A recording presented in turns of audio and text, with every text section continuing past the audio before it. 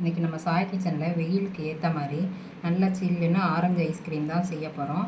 அதே ஆரஞ்சு பழத்தை வச்சு மோல்டாகவும் நம்ம யூஸ் பண்ண போகிறோம். இப்போ எப்படி செய்கிறதுன்னு பார்க்கலாம். இப்போ இந்த ஐஸ்கிரீம் செய்கிறதுக்கு 4 ஆரஞ்சு பழம் எடுத்திருக்கேன். நல்லா ஃப்ரெஷ்ஷான பழமாக எடுத்துக்கோங்க. இந்த பழத்தோட ஜூஸை மட்டும் தனியாக எடுத்துக்கலாம். இந்த பழத்தோட தோலை தான் மோல்டாக யூஸ் பண்ண போகிறோம். அதனால் இந்த இடத்துல நம்ம கட் பண்ணிக்கலாம். இதை தூக்கி போட்டுற வேணாம், இதை தான் நம்ம மூடியாகவும் பயன்படுத்திக்க போகிறோம்.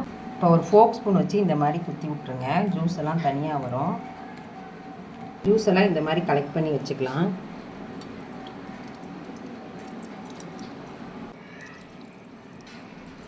ஒரு ஸ்பூன் வச்சு இந்த ஆரஞ்சோட பல்ப்ஸ் எல்லாத்தையுமே வெளியில் எடுத்துடலாம்.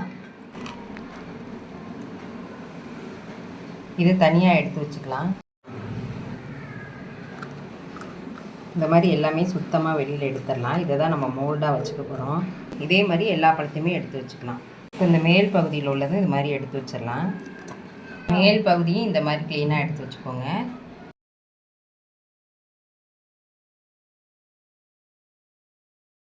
ஆரஞ்சு பழத்தோட ஜூஸ் எல்லாம் தனியாக எடுத்து வச்சாச்சு. இப்போ இது இருக்கட்டும். இப்போ அடுத்ததாக ஒரு அடிகனமான பாத்திரம் எடுத்துகிட்டு அதில் ஒரு 1/2 லிட்டர் ஃபுல் ஃபேட் மில்க் எடுத்துக்கலாம். தண்ணி ஊற்றாமல் நல்லா காய்ச்சிக்கலாம். பால் நல்லா பொங்கி வரட்டும். கைவிடாமல் கிளறிக்கோங்க. ஏன்னா பாலில் நம்ம தண்ணி ஊற்றுறதுனால கீழே பிடிக்கிறதுக்கு வாய்ப்பு இருக்குது.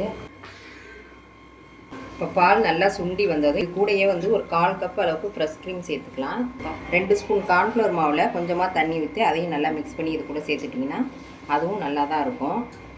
இப்போ இது கூடயே 1/2 கப் சர்க்கரை சேர்த்துக்கலாம். 1/2 லிட்டர் பாலுக்கு 200 கிராம் சர்க்கரை சேர்க்குறேன். இப்போ இதெல்லாம் நல்லா மிக்ஸ் பண்ணிக்கலாம். ஃப்ரெஷ் க்ரீம் சேர்த்ததும் பாருங்கள் இந்த அளவுக்கு நல்லா பால் திக்காக வந்துருச்சு. இப்போ இது கூடயே நம்ம ஃபுட் கலர் சேர்த்துக்கலாம். ஆரஞ்சு கலர் ஃபுட் கலர் நான் இப்போ சேர்க்குறேன். இப்போ இதையும் நல்லா மிக்ஸ் பண்ணி கலந்து விட்டுக்கலாம். ஃபுட் கலர் சேர்த்ததும் இந்த மாதிரி மிக்ஸ் பண்ணிவிட்டு இப்போ இதை நல்லா ஆற வச்சிடலாம். இது நல்லா ஜில்லுன்னு ஆறின பிறகு தான் நம்ம ஆரஞ்சோட ஜூஸ் சேர்க்கணும். முன்னாடியே சேர்த்துட்டோம்னா திரிஞ்சு போயிடும். அதனால் நல்லா ஆறட்டும். ஆறின பிறகு சேர்த்துக்கலாம். இப்போ இது நல்லா ஆறிடுச்சு. இப்போ இது கூட ஆரஞ்சு ஜூஸ் சேர்த்துடலாம். இப்போ இதை மிக்ஸி ஜாரில் சேர்த்து நல்லா ஸ்மூத்தாக அரைச்சி எடுத்துக்கலாம். இப்போ இதை நல்லா ஸ்மூத்தாக அரைச்சாச்சு. இப்போ இதை மோல்டில் ஊற்றிக்கலாம். இந்த மோல்டு கீழே உழுவாமல் இருக்கிறதுக்காக இந்த மாதிரி கிண்ணத்துக்குலாம் செட் பண்ணிக்கலாம். இந்த மோல்டில் இதை கரெக்டாக ஊற்றிக்கோங்க.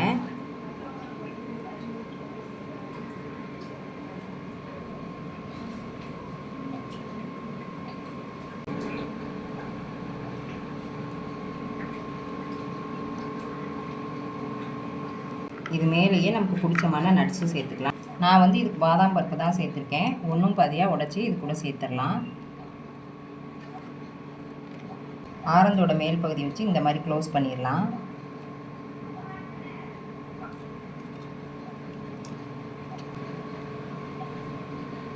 இதை அப்படியே எடுத்துகிட்டு போய் 8 மணி நேரம் ஃப்ரீசரில் வச்சு எடுத்துக்கலாம். 8 மணி நேரம் ஆயிடுச்சு. இப்போ பார்க்கலாம். பாருங்கள் நல்லா செட் ஆகிருக்கு.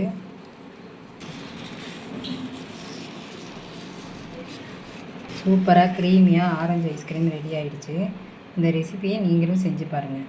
இந்த ரெசிபி உங்களுக்கு பிடிச்சிருந்தா லைக் பண்ணுங்கள், ஷேர் பண்ணுங்கள், கமெண்ட் பண்ணுங்கள். சாய் கிச்சனை மறக்காமல் சப்ஸ்கிரைப் பண்ணுங்கள். பாய்.